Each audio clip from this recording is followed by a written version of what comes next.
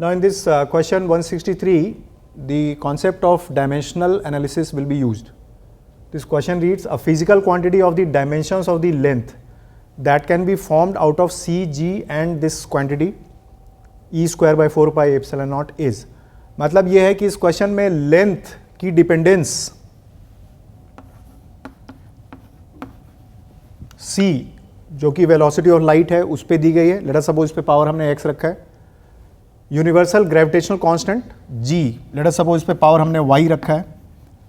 And ये E square by 4 pi epsilon naught, उसको let us suppose हम A से डिनोट करते हैं फॉर दी सिंप्लिसिटी.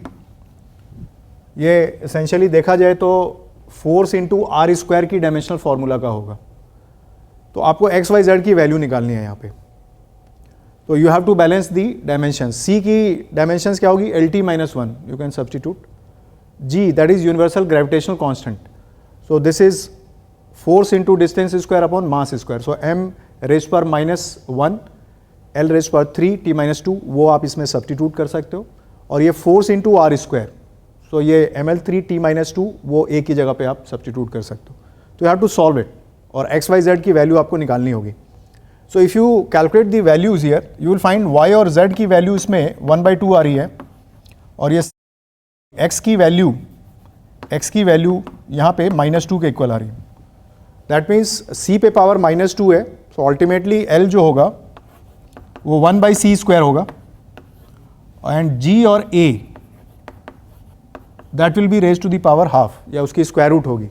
ए का मतलब हो गया E square by 4 pi epsilon naught. So based on that जो मोस्ट अप्रोप्रिएट ऑप्शन हमें दिख रही है that is option 1. So that will be the answer marked for this question 163. Now let us switch over to next question 164. Now this question 164, it is related to Newton's laws of motion. It says that one end of string of length L is connected to a particle of mass m and the other end is connected to a small peg on a smooth horizontal table. तो यहाँ पे जो situation है इसमें एक particle वो horizontal circle में move कर रही है.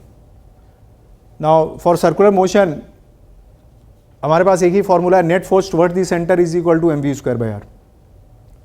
Now here if the particle moves in circle with speed v, then net force on the particle directed towards center. Now ये particle चूँकि horizontal surface पे move कर रही है इसलिए only force directed towards the center is tension T. अगर ये particle vertical circle में होती तब इसका weight जो है that also should have been come into picture. But यहाँ पे इन्होंने net force towards the center पूछा है, that is only tension and that will be equated to mv square by L. तो यहाँ पे ये जो option 1 आप देख रहे हैं this is the correct option for this question. So we will be marking answer 1 for this question 164. Now let us switch over to next question, that is 165.